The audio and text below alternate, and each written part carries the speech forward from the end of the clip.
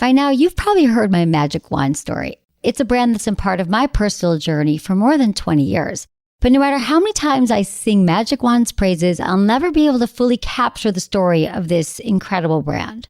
Well, now journalist and author Kate Sloan just completed a limited audio series documenting the history and impact that Magic Wand has created over the last 56 years.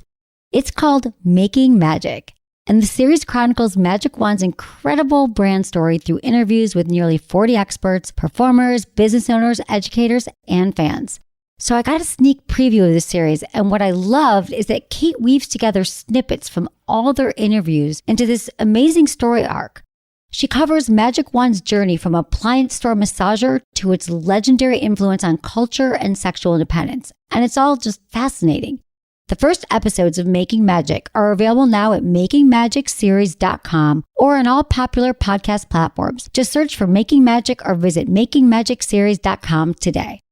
Technology took away so many boundaries. You can work from anywhere. You can work from your bedroom. You can work from vacation. It's like, no, that's actually not so good. Let's bring those boundaries back. Let's actually be on vacation. Let's have weekends again. Yes. Yeah, let's have bedroom be for sex and sleeping or reading, and let's bring some boundaries back, and we're going to feel more joy. This whole chapter I wrote in the book about boundaries is that boundaries actually can make you feel free, because if you know when you're working, you know when you're off, and there's no boundaries anymore. And people just text whenever, they email whenever. And we're affecting so many other people with the way we use technology too. So I talk about the research in the book that when you text someone, when you get interrupted, it takes you around 20 minutes to get back into what you were doing. So we text with abandon now, and we should just be mindful. Does what I'm about to communicate to this person, is it so urgent that I'm taking them out of what they're doing? Thanks for listening to Sex with Emily. I'm Dr. Emily, and on today's show, I'm joined by author Tiffany Shlain to talk about the importance of taking a day to unplug, not just from electronics, but from work, relationships, and whatever other stresses life throws at you. Topics include, well, it may seem impossible, taking a break from technology for one day isn't as hard as it seems. The benefits of truly unplugging and reconnecting with your partner and family. With less time for tech, there's more time for sex. And tips on having your own tech shabbat, whether you're single, married, or have kids. All this and more. Thanks for listening. Look into his eyes. They're the eyes of a man obsessed by sex. Eyes that mock our sacred institutions. Bedroom eyes, they call them in a bygone day. Hey, Emily, you got a boyfriend? Because my man E here, he just got his heart broken. He thinks you're kind of cute. A girl's got to have her standards. Oh, my. Do women know about shrinkage? Isn't it common knowledge? What do you mean, like laundry? It shrinks? Can we not talk about sex so much? Are you kidding me? Oh, my God, it feels so good. Being bad feels pretty good. But Emily's not the kind of girl you just play with. You're listening to Sex with Emily. We're talking about sex, relationships, and everything in between. For more information, check out sexwithemily.com, and we are Sex with Emily on all social media. All right, intentions with Emily. For each show, join me in setting an intention. I'm going to do it. I encourage you to do the same. So what I mean is, like right now, when you're listening, think about what you want to get out of the episode. It could be, wait, there's no way I can cut off technology for a full day. I'm curious to see what this is actually like. Well, my intention is to show you the importance of taking a break from technology and know that it's not as scary or as impossible as it seems. And it actually can truly help you reconnect to yourself and your loved ones. I've been doing it, and I'm telling you, it works. All right, Tiffany Shlain is an Emmy-nominated filmmaker, founder of the Webby Awards. I was actually at her first Webby Awards in the late 90s. She's been a speaker at universities, businesses, as well as TED Women. And her original series, The Future Starts Here, has received over 40 million views. Now she has her book, 24/6, The Power of Unplugging One Day a Week. And I met Tiffany over 20 years ago. Our parents actually met on a trip, and they thought that we would like each other, and they were right. And I'm truly in love with all the work she's done. It's a subject we absolutely need to get on top of, learn more about, and how to deal with technology, social media for today's highly connected world. Okay, guys, enjoy the show. And again, I apologize for the audio as this was a Skype interview. I'm so inspired by you, Tiffany. Your book, 24/6, The Power of Unplugging One Day a Week. When you first hear about it, I think that a lot of us like, oh God, well, that sounds like a great idea, but I could never do that. We couldn't. We're all like really addicted to technology. So if you could tell me your story about just starting, how you knew this would work. Yeah, I mean, I think it's good to mention Well, first of all, you and I go way back. Yes. We've known each other a really long time. I think we probably first met when I was running the Webby Awards, which was a really long time ago. But maybe even before that. But Well, I obviously. We have a history. I mean, Tiffany, you're such an impressive person and such a pioneer. We did meet because our parents like matchmaked us. Like they met on a trip somewhere and they're like, oh, I have a daughter in San Francisco. She should meet your daughter and your son because they fixed me up with your brother. Like he's a Jewish doctor. You'd like him. But then we hit it off. We were like in our early 20s. And then you just continued to break through all these barriers. And I've been so impressed in watching your career in San Francisco. And the first thing, it was the Webby Awards, which was like when the web was first getting going. I was like, oh my God, you were just amazing that you pulled that together. I love technology. I've loved it since the early days. I just don't love the way it has changed the way people are existing. Around over 10 years ago, I just felt like I was distracted all the time. Like I was never anywhere. I was in a constant state of nowhere. And I had this very dramatic period of a couple of days where I lost my father and my husband and my daughter was born. And it was really, I felt like life was grabbing me by the shoulders and being like, focus on what matters. And I did not like the way I was living. I just didn't feel good. And I'm Jewish, I should say, but I'm not religious. And, my husband and I had done Shabbat dinners occasionally, which are beautiful. Those of you that don't know, it's like a weekly meal with family and friends. You light candles. It's really wonderful. Most Jews I know don't do it. If they do it, they do a dinner. But if you are a religious Jew or an observant Jew, you take a full day off of rest. But of course, I didn't really have anyone in my life that did that. Right. But I was part of this group called Reboot that was doing a national day of unplugging. But after I had lost my father, and my husband and I did it, and we turned off for one day a week. And it felt so good. And they were just doing it one ceremonial day. But I remember that day, I felt like I got my soul and my presence back. And all the screens were off. I felt so good. And Ken and I were just like, never stopped doing it. I mean, it's been over 10 years. And amazing. Every week on Friday night, we have people over for dinner. So it's a very social thing Friday night. Yeah, I'm going to come next time. Fun, I'm just telling you. I want to come. It sounds like a really good time. And I'm sure being in-house. It's a dinner party. I pre-invited in reading your book, I'm like, I could totally see that. I'm there. I'm making the challah. I'm in. I'm just telling you. I want an invite. You don't realize how much people are interrupting any experience, especially dinner parties, pulling out a phone, walking away to take a text. And like, there's no phones. People come over on Friday night to our house. They know we call it our text Shabbat. Yeah. There's no phone. So it's like the best, most social, fun night, great conversation, laughter, cooking, fun. And then Saturday is this kind of delicious, more quiet day of just like reading like we don't read anymore, napping, journaling, painting, music, going out in nature. Just all these things that we don't seem to really do anymore because we're always interrupted by. Exactly. And I want to get into the tech Shabbat thing because I really, by reading your book at the end of it, I'm like, there was so much in it that made so much sense to me. What was so amazing though is that 10 years ago, you did this, or 11 years ago. I mean, now it's at this all-time high. Now it's way worse than it was. You just, again, had the foresight with technology to know that this isn't going to be good. We need to put some limits on this. Can we just talk for a minute? What are the phones doing to our brains? Like literally rewiring them. And we're checking it 100 times a day. Absolutely. Yeah. I mean, we're basically in, I think, a Frankenstein moment where the technology, none of us were designed to be on and available 24/7 with no downtime. And we're never not staring at that phone. And I think, yes, I started doing this 10 years ago. And the longer we were doing this, the crazier everyone's become. And then finally I was like, I have to write this book. Here's this free, simple practice that's actually thousands of years old and can like save everyone pretty much the way I feel, because it feels like people have no perspective. They're never not on the network. It's destroying our democracy. We're being manipulated to share and click on things because that's how people sell us things. And they're winning. There's thousands of engineers and their job is to keep you glued to the screen and have you click on the most things. And they drip out notifications. So you're like an addict for being validated and notified and stressful news and email, blah, blah. Yeah. And we're at a moment where I'm like, okay, this is ridiculous. I don't know anyone that doesn't feel addicted. I don't know anyone that doesn't feel like they're struggling with their partner, with their kids, or just with themselves about they're on their screen too much. Yeah.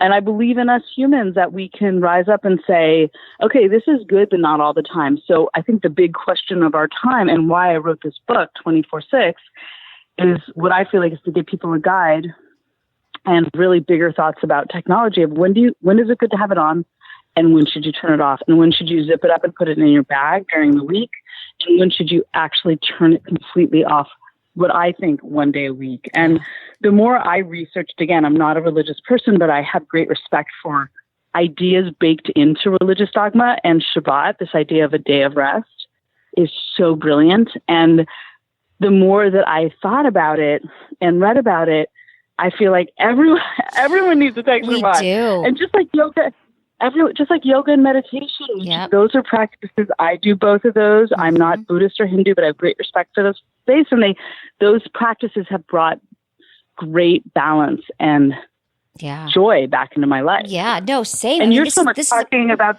the body. Exactly. And this is a practice. Yeah, we could all do it, but we get to make it up. It could be a few hours a day at first. You could start. I mean, I'm all for just trying it and going for it, but you can find your day, you can find your time. But I've even found, and I find that I've had that too with the scrolling, you literally can feel drunk sometimes. And you can feel like when you're on your phone for an hour and then your eyes are bugging out and you're like, what did I just do? I did nothing. I feel bad. It's self-loathing. Yeah. And so even for me, just sleeping with it outside the bedroom has been like huge, and like just getting an alarm clock. Huge. I feel like, and a watch. Yeah. There's so many things you can do throughout the week that make things better, like wearing a watch. So when you look for the time, just look at your wrist instead of going down the rabbit hole on your phone or alarm clock in your bedroom.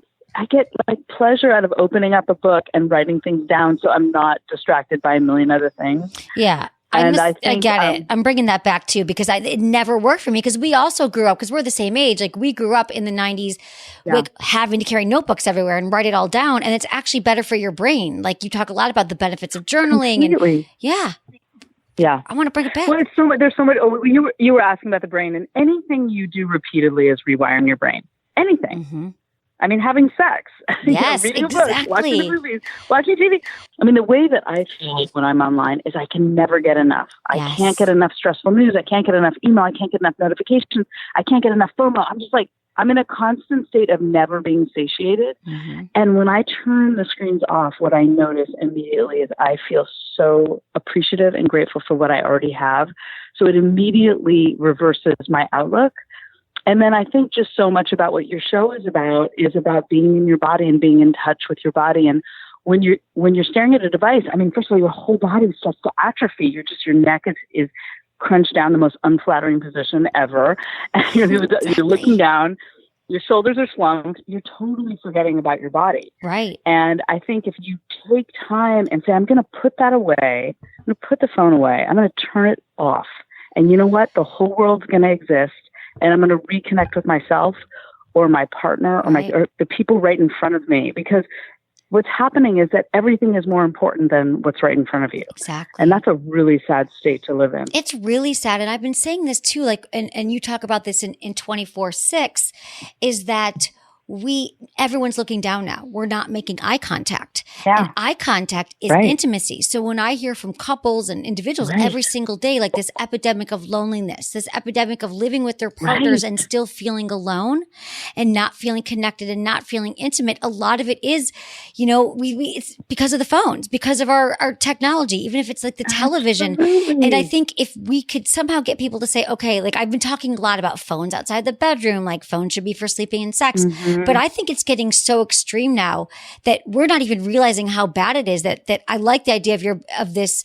Just maybe when you get home from work, you each take an hour and you connect, or it's 15 minutes and you look into each other's eyes and you hug when you get at the end of the day and at the beginning of the day. And there's just like rituals around connection and intimacy and eye contact.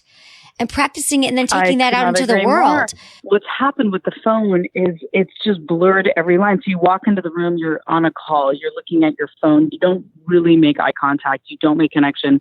And every boundary, whether you're going to the coffee shop, everyone's kind of faking their way through it, just like faking orgasms, like faking connection. Exactly. Because we're just like grunting our way through. And I should tell you, the more I've read about Shabbat, and I go into this in the book because it's so fascinating, is that Shabbat is supposed to be a joy. It's like a double mitzvah to have sex on Shabbat. There you the go. Talmudic scholars would say, have sex on Shabbat, connect, have joy. So it's not about what's being taken away. It's like what you get back. Like, I swear, my Friday night to Saturday night is literally my favorite day of the week. It's when all my favorite moments of the week happen on that 24-hour period. Right. I want to go back to that, and then I want to talk about exits and entering, because this just happened like literally 10 minutes ago. That chapter really struck me because you talk about how we do walk in with the phone. And okay, so to my defense, I only have a 6-minute commute to my office. And that's typically when I make my phone calls. I call my mom, I call my friend. So I always walk in, my team is sitting here and I wave and I'm on the phone. I'm like, hey guys, I'm on the phone. So today, Tiffany, because of your book, I finished my call out on the steps and I did not want to walk in on the phone and be like, hey everyone, hey, one second. Because I was like, that is not a way, that is not present. That is not real. I'm not saying hi to everybody and looking in their eyes. And so Jamie, my producer, sitting here, I don't know if she noticed that, but I finished the call on the porch. so thank you for that. I'm so glad. I've never thought about it before. I'm so glad. Well, I'm sure you enlightened so many people on the 1,000 things with intimacy. And I'm really hoping with this book, 24/6, is that just to kind of wake people up to the way we're living. Like, you walk down the streets of LA or New York or anywhere and everyone's head is down as they're walking. And it's like, is this the world we want to live in? And couples are just sitting together on their phones. And it's like, we all know relationships and intimacy take connection. And there are those uncomfortable moments even. And what the phones do is just numb us to all of that. So we never really have to deal.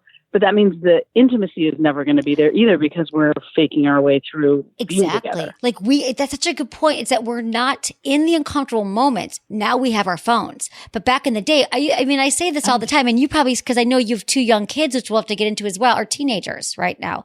A 16-year-old. I have, right? And a 10-year-old, 10-year-old. And we're going to get to that too. Like, people are like, Mom, my kids will never do that. Well, yeah, you're the parent. Like, they can do that. But even we remember, like, I met people waiting for my car wash. Like, maybe I didn't have a book for me, but we waited, we'd wait for 30 minutes.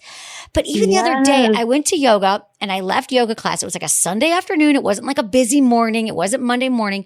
And we got out. It was like a 4:00 class. And by the time I got out, there was like 3 of us on these chairs or 4 chairs, 3 people to my left. One was actually a cute guy on his phone. They were all on their phones, like automatically after yoga even. Yeah. So you know that it's happening everywhere. Yeah. And I think when people complain that they're single and they don't meet anybody, I'm like, there are more single people in America and in the world than ever before. But I believe that our phones are hijacking these experiences where we could really have connection, even if it's just a hello when you meet your new best friend. The in-between moments are when life happens. It's when you get closer to someone, if you work your way through that awkward moment, or you say hello to someone. I mean, people are falling in love just with eye contact, and think about how many opportunities we're taking away because everyone's staring at our own little devices and staring into our own little truths. Because right now in our country with our democracy, I mean, everyone's listening to their own world. And I think that's another element too, is it's created a lot of, divide instead of, I never thought when the early days of the web that the offshoot of connection would be disconnection. Right. But again, I'm not anti-tech. Like, there's so many ways that tech is wonderful, and it allows people to look up stuff about sex that they never would have the courage to do. They're listening to this podcast. Right. Turn off your phone after the podcast right now. Yeah. but I think the question is just thinking, when is it good to have it on and when should you turn it off? And I think to really understand, connecting broadly is meaningless unless you also connect deeply. And this other writer who writes about this subject, he said this thing I found so brilliant. His name is Cal Newport, and he was saying, being on social media, you feel both connected and lonely all at the same time. Yeah. I was like, oh my God, that's it. You're connected and lonely all in one moment. Exactly. And you're never going to get to the bottom of the internet. You're always going to be scrolling. Right. It's never going to feel satisfying. And I mean, I think when I was thinking about your show and just like the idea of kind of understanding your own needs, I think what's happening is the phone is such a I wish like every time you picked up the phone, there was like a pop-up menu that said, what need are you trying to fulfill? Exactly. What do you really want right now? Are you hungry? Do you want to call a friend? Should you really do your laundry? Or it would list like more positive ways you can spend that flick of the I wrist. like this idea of an app that I know there's like all these habit tracker lists and stuff, but what if it's like you haven't masturbated yet today, this week? You've only masturbated once. Because I'm always trying to encourage people, but do something else with flicking your wrist. That will give you much more pleasure. Exactly. Like way more pleasure. And I even find myself like, I think a lot of us do this. Like I just started watching TV, which is weird. Like most people watch it all the time, but I'm watching shows, but then I'm on my phone. Yeah. But then I'm like watching TV and my phone. I'm like, why am I doing both? And I just feel bad about like I live alone. So no one's looking over my shoulder, but it just feels wrong. And I have to put those restraints in. So what I also like is that in 24/6, you talk about like rules and boundaries too. And like that it's okay. Yeah. I wrote down a quote. It was by Kierkegaard that you have, which I love, that anxiety is the dizziness of freedom. I think that was from you. It was so interesting because it's like, wow, we have so many opportunities right now. There's so much going on. There's so much buzzing and beeping and everyone's wanting us, and we're pulled in so many directions that's creating so much of our anxiety. So I feel like until people actually try this, like shutting down their phones, whether they're alone or with a partner or out, even if it's for an hour, it's almost like I always say, you're never going to regret having sex, going to the gym, meditating, or I think turning off your phone, taking time off. It feels so good. I love that you just added that in, because I think we need to think about our relationship to our phones. Like we need to think about it with nutrition and nature and exercise and our sex life and our relationship to our phone. Like it's affecting so much of every single moment of our day. Yeah. And if you want to think about your overall well-being, you think about what you eat, how often you're having sex, how much you're drinking, how much you're in nature, all of these things. And we need to think about that in the same visual palette of like, what does it mean to live a good life today? Right. And does it mean to live a good life to be every moment of any moment you get, you're going to open your phone instead of maybe taking a moment to just think, or just try to listen to your inner voice, or just, write in a journal or read something in an undistracted way, or stare out the window and daydream, because there's so much research on how the most creative ideas come from when you're daydreaming. And we've created a society where there isn't a second where we're not going to look at the phone to be distracted, entertained, or stimulated at any moment. Right. We no longer have that like we did. We're just walking without the phone, hiking without the phone, nature. And I like that you include all of that in your book about nature. You have a chapter on like connecting to nature, because I've also been talking about a lot of that on the show, how important that is to, even if you just put your feet on the ground at night before you go to bed, just to like ground with the earth, like things that we just don't do anymore that are actually really healing, and like journaling and practices of gratitude. And I love that Ken doesn't like gratitude, but he likes appreciation, because I think gratitude, your husband, I think that's funny, because I'm like, yeah, I get it. Gratitude is kind of like it can be kind of a hokey. A little cheesy. Yeah. You're like, gratitude, namaste. If it's not your jam, like, what do I appreciate? Like, make it work for you. So I like that there's not so much that's like so restrictive. It's just sort of like, here's just some tools, because it's a relationship with the phone that we have to learn how to monitor, like an addiction, like anything else. And it is like food and exercise, but with the phone, that's why I think your book is so inspiring and such an easy read, in the sense of like, there's so many nuggets in it that will help people think about like, well, how can I, like, because I haven't seen anything like this, much like your Webby Awards, like, oh, this is actually a tool for monitoring your use of the phone, like a diet book, but for your phone, because it's okay. You're not going to die if you turn it off. Like, it's going to help you. And also, I think like I'm sharing with everyone this practice I've done for over a decade with my husband and our two daughters. One's almost 17, one's almost 11. And I should say that they love it too. And people can't even imagine. We have a teenager who loves to turn the phone off, but they're overstimulated too. I mean, she's in her most stressful year of high school. She's in her junior year of high school, and she has so much homework every night. And she loves, one day when she can't do homework, she can't respond on social media, she just gets a break. And there's so much research that proves if you take a true break, you will be so much more productive, so much better to contribute to the world the other 6 days. But we're never getting a break right now. I'm telling you what we have done and what has really worked, and all the things we've negotiated over the last 10 years. And the truth is, it's not hard. It's so easy to prepare for it, to let other people know. And we all existed before the smartphone, although, or maybe you and I, if we've lived half of our lives online and half of our lives off. Exactly. So I really see the difference. And, I'm turning 50 in April. Yeah. Somebody was like, well, what does it feel like to turn 50? What have you learned? And I'm like, this is the single best thing I've learned is this very ancient practice that I'm kind of updating in a non-religious way. And I'm trying to share it because it can just bring such joy back into people's lives. And we started, now the book has been out for like 4 months, and we started a Facebook group called 24/6 Living. And there's all these people now that are doing tech Shabbats or just living more mindfully with tech. It's so much fun. And people are Jewish, not Jewish, with kids, without kids, single. And they're all just like, matter. So much better. Well, what I love is, okay, so we'll put that in the show notes as well. We'll put a link to your Facebook group for people to join, because I think it's really helpful to have a group to see how everyone else does it, because everyone has kids, different ages, different families, they live alone. But I think that the tools are so practical, and then to know that other people are able to do it, and how you like print out directions, get a printer, get a landline if you have to. All right, we're going to take a quick break, and we come back more with Tiffany Shlain.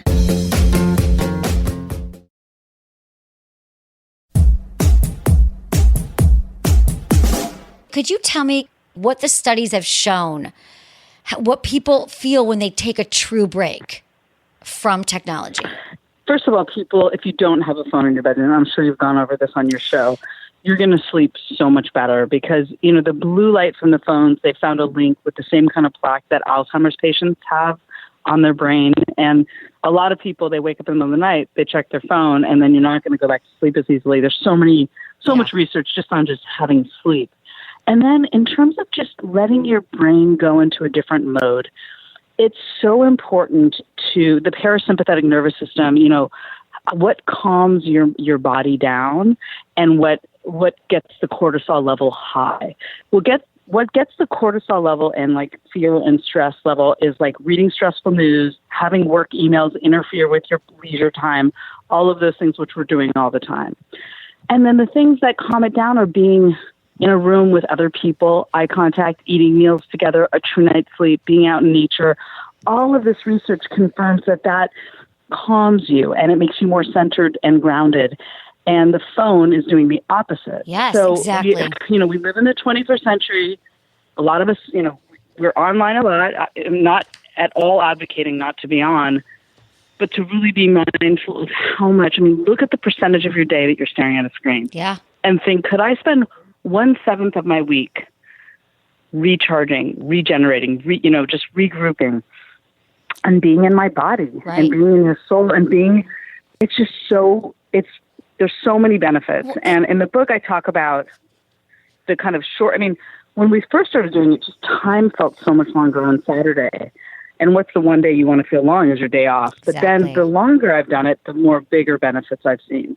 I'm a filmmaker, so it's always about being as creative as possible. And I really started to notice that my most creative ideas would happen on Saturday, my day without screens. And I was like, And that's very much backed up by, there's something in neuroscience called the default mode network, where your mind starts making connections of things that are already in your mind. Yes. And that's usually where creativity comes from, is unusual connections. But right now we're spending all of our time with so much new input coming into our brain. We never give our brain a chance to kind of process what's already in there. So on my Saturdays, I do a lot of daydreaming, and I'm just not putting any more new input in, and I have the most creative ideas then. That makes so much sense. Yeah, that's exactly what I've had those experiences too lately. I've gone away for these, it's so extreme, but I'll go to this wellness spa for a week, and I really won't look at my phone. And then last weekend I did it again for 4 days. They're all firing, all the synapses. I came up with all the ideas and all the clarity. And it's just it is mind blowing, because right now you're right. There's always stuff coming in. There's literally no time to just think. And we're in our cars, we're listening to podcasts. We're on the phone. My 6-minute commute, I'm on the phone. I'm like, when am I going to think? I do meditate in the morning, but that's also organized. We just need a day. And it feels so, it is, I'm telling you this, I'm so fascinated because in my little experience with it, it is a total reset, a reboot, and I feel clarity. Reset. Mm-hmm. And that's the way I feel pretty much every week, that I have the deepest vacation at a retreat center somewhere else every week, that I'm just in my own home, because just by turning off the network, and no one can get to me. And I know if you're single, which you brought up, but I'll tell you something. If you say for one day, I'm just going to hang out with myself or a friend, but I'm just going to reground myself in this very present way. Right. that will do it too. And I think that, also I have a chapter on silence in the book, because the more I read how important silence is in the day, because I'm like you, I'm like, any free moment I'm going to put on a podcast, or I'm going to optimize every moment. And then I really try during my day, like when I'm driving, I think, because I'm like you, I also call my girlfriends and my family, and now if there's a certain stretch, I'm like, I'm just going to drive. Right, because exactly. I think I want to make my brain more supple, and I'm going to give it a break. And that's pretty much what you're doing. But if you give your mind a big break, I kind of think of rest as a technology. Like if you think of technology makes you more efficient and productive and all these things, well, a true day of rest, which in my interpretation is no screens, is going to reboot you in a really powerful way. Yeah. It really does. And then I'm sure, like, again, like if you're in a relationship, I think it helps the relationship with yourself for sure, too. Even if you're meeting, first of all, if you're meeting up with friends, you can make a plan like we used to and just not change it and just say, I will see you there tomorrow. I'm not bringing my phone. Like, remember, it's what we had to do. Like, if we had plans for dinner, I would see you there. We had no out. But it's just totally, I don't know. I just feel like people just... It's so slippery now. I think people, like, change and cancel way more now because they can. Right. And I find when I make a plan on sexologist, I just show up, and it's just, it's kind of this beautiful analog way of existing. And again, one day a week, it reminds me, I have a question about something, I have to just ponder the question, which is also great. I'm like, I don't know the answer, and the whole day I'm not going to know the answer. Yeah. And that's kind of fun because it strengthens your curiosity muscle. You're not going to wonder kill it on Google and know immediately. Right. So I think there's just a joy in doing things differently. I mean, I'm sure you talk about this with sex. Like, yes, do something different. It's going to revitalize your sex life. Absolutely. We're all so bored with our sex life. Yeah, it's been the same thing all the time. If you and your partner just say, we're going to come from work, we're going to leave our phones at the front, we're going to turn them off, and we're going to spend the next 4 hours, even if you're doing what you're watching a movie, but if something comes up, you're like, who was the director of that film? You got to write it down and look it up tomorrow. Like, it's okay.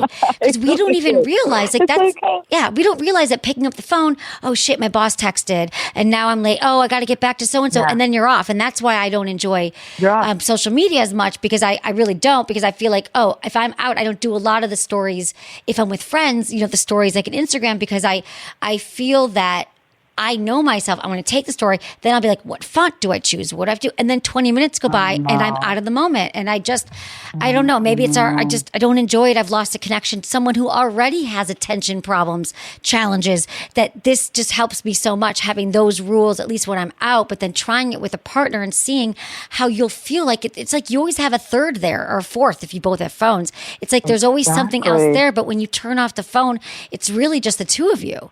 Like, you don't have your iPad, you don't have your computer. It's really beautiful. You're not competing with the whole outside world. I mean, on some level, you have a show, I have a book. Like, it's important. I do enjoy meeting and connecting with, people that have read the book, or that's the beautiful part. Right. But when it starts to encroach is when it's just taking you away from being present with your own life. Technology took away so many boundaries. You can work from anywhere. You can work from your bedroom. You can work from vacation. It's like, no. That's actually not so good. Let's bring those boundaries back. Let's actually be on Let's vacation. Have weekends again. Yes. Yeah. Let's have bedroom be for sex and sleeping or reading, and let's bring some boundaries back, and we're going to feel more joy. This whole chapter I wrote in the book about boundaries is that boundaries actually can make you feel free, because if you know when you're working, you know when you're off, and there's no boundaries anymore, and people just text whenever, they email whenever. We're affecting so many other people with the way we use technology too. So I talk about the research in the book that when you text someone, when you get interrupted, it takes you around 20 minutes to get back into what you were doing. So we text with abandon now, and we should just be mindful. Does what I'm about to communicate to this person, is it so urgent that I'm taking them out of what they're doing? Right. And when you're with a group of people, when you pull out your phone, I say it's like a yawn. Everyone's going to pull out their phone. Exactly. So is that a good moment to make everyone disconnect? And when you're out at a meal with a friend that took 20 emails to set up, you put your phone on the table, it's immediately going to make everyone less present. Everyone, even the people around you. At other tables. So people need to be aware of how much they're affecting other people too. So it's like boundaries in your own life, and really being intentional about how you're affecting other people. It is really being intentional. It's being intentional, and it is having boundaries with yourself and just saying like, and others, but saying, I'm not going to pull it out during this meal. Like even just having that intention, I'm really going to limit it when I go out with friends, or I'm going to limit it tonight when I come home, and then just trying it out. Like, I think that it's, what I love about this is you're pointing out this thing that we don't even realize that we're always on, like that it is 24/7. We haven't even thought that there's any other way, because there's this unspoken rule. If you don't get back to a text, you're disrespectful, someone's not going to like you. There's like an urgency, and that urgency, we pay a price. And I believe that's why we are all so much more stressed and anxious, and teenagers and kids have anxiety now. I'm like, did they always have anxiety? Like, I know I've had anxiety, but really everybody all the time. And it used to be like, come on, we can't blame everything on the phone, but I'm kind of seeing that we can. Like a lot of things I believe are problematic because of the phone. So I think that just, having some rules around it and is great. And in your book, I also want to say something else here. What I love is that in your chapter, when you talk about what brings you joy, I've been thinking about that a lot lately, because I don't think that we spend enough time in the joy space. We spend a lot of time in the doing space, the fear space, the worry space, the anxiety space, but what gives us, or sad, but what gives us joy?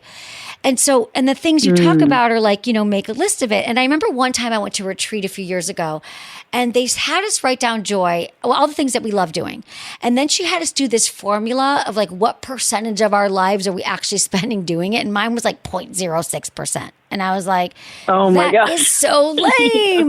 But if I had one day, and a lot of us had those numbers, I wasn't the only one, but like you just wrote some things like, cook a meal with family and friends, listen to or play music, go to a farmer's market, play baseball, play sports, paint, sing, dance. And it's like, if we just took a moment, and I still have that joy list that I wrote for this retreat, and I think about it because I'm like, have I done that stuff? So I just love that because it's like, if people think, well, what am I going to do? Do the joy things, because those actually really do scientifically make you happier and that less anxious. Yes, and I think anyone listening thinking, I'm going to try this, or I'm going to try to get my partner to try this, or I'm going to try to get my kids to try this.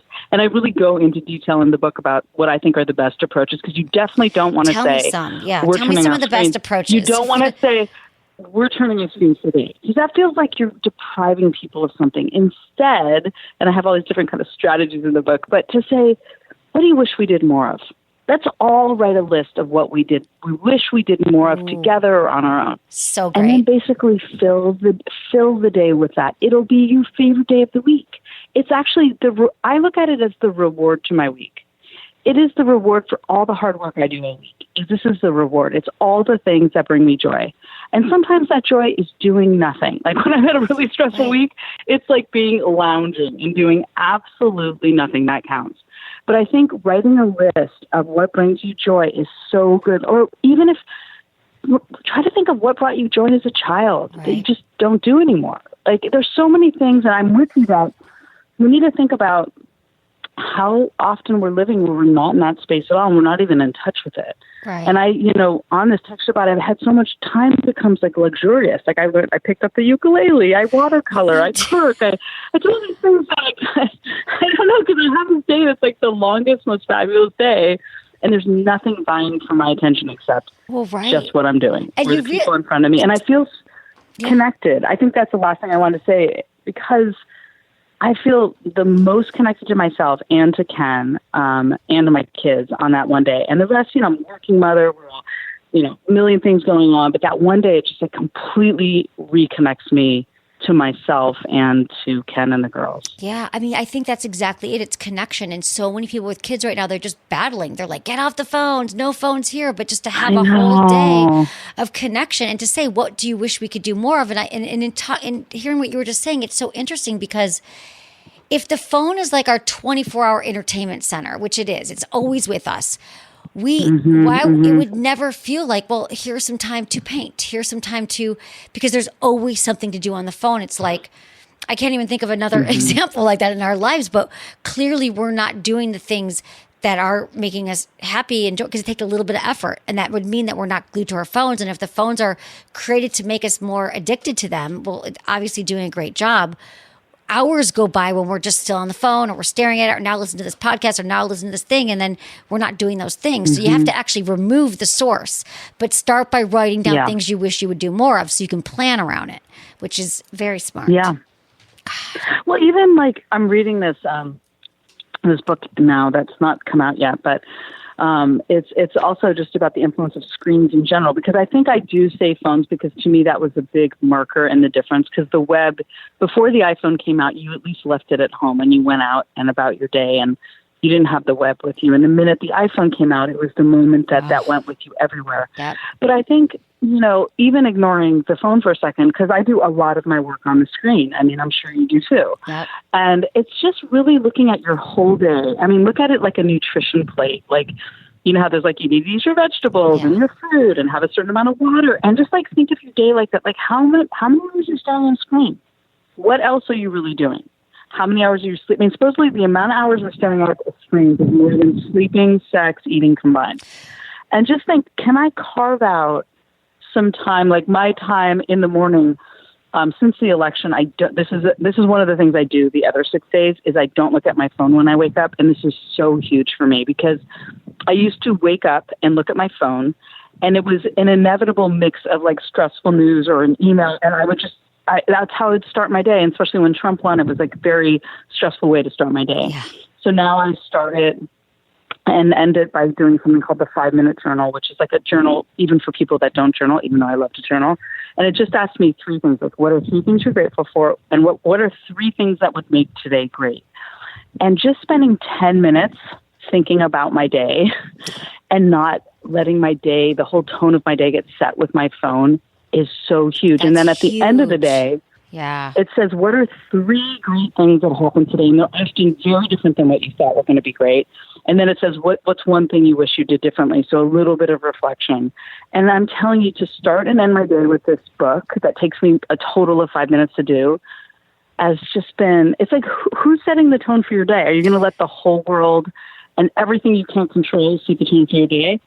Or are you going to set, and I know this word is also another cheesy word, but set an intention for the day, but it's made such a huge difference in the way I'm living my days. I found intention. I love this. I want to do this. I want to get this journal because I have so many journals by my bed, and then I start them. 5-minute journal. 5-minute journal. Well, you made me feel good because I have so many journals too that it stresses me out. I actually talked about this in therapy, and she's like, I'm like, but I have so many journals, and then I'm like, I feel like I have to go back and read them, and then what if I don't have this journal? And she's like, it's okay, and if you never go back, and if you just write a piece of paper and throw it away, that's okay too. I'm like, is it though?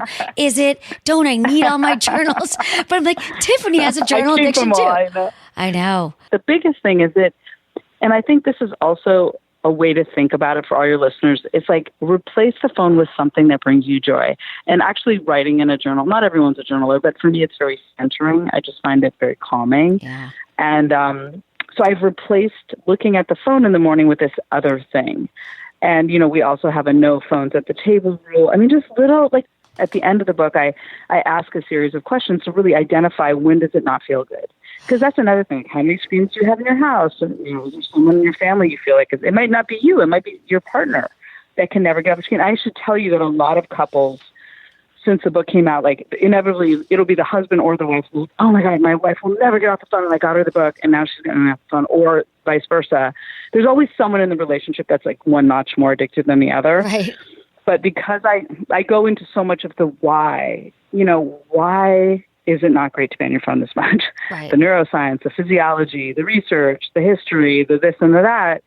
It kind of walks people through why they should quit, and again, knowing that thousands of engineers and behavioral scientists, their sole job is to glue you to the screen, and they've won. In talking about how there's always one partner who's like, that's great, but my spouse would never do it. That's just like the sex conversation. Well, I want to talk to my partner and tell him I want to have more sex, but they'll never do it. Or I want to ask for him to spank me, but I know he won't. It's like, no, actually, a lot of times we say no to things that are change and that are scary and that we don't know how to do and we think impossible. So we just say no. So I think that the fact that this kind of your book 24/6 eases people into it with a lot of good tools, I think is really helpful. Just like sex, just have the conversation. I love the link. I could talk. I love this link. so similar. Yeah. I mean, it's about boundaries. It's about needs. It's about being in touch with your body. It's about being present. It's about communicating. I mean, it's the same thing. It is the same thing. And Tiffany, if I could cut, how many studies have come out that are like, millennials aren't having sex because of the phones. People aren't having sex. People choose their phone over sex. People choose the phone over chocolate. It's like, and people, we kind of laugh it off, but I do think it is, taking away from joy in our life. And that includes, sex, connection, intimacy. Yes. So Tiffany, you're amazing. I'm so glad you're writing this book. And you're speaking. amazing. This is so connected. I feel like we need to co-author something about the connection of these two things. They're so connected. Do it.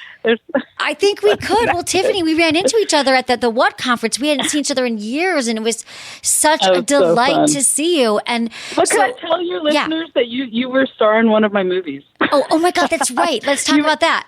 Let's talk about your movies. What was I played the it was just years ago, and I had just met you, and I put you in one of my movies. And actually, it's showing at a film festival next month. And whenever I see you in there, and I've thought since I've seen it, I need to reconnect with Emily, and here we are. Oh, I'm so glad. Yeah. Where can people? Well, we're going to have all this in the show notes, but I know you're Tiffany Shlain, Shlain on Instagram and Twitter. Yeah.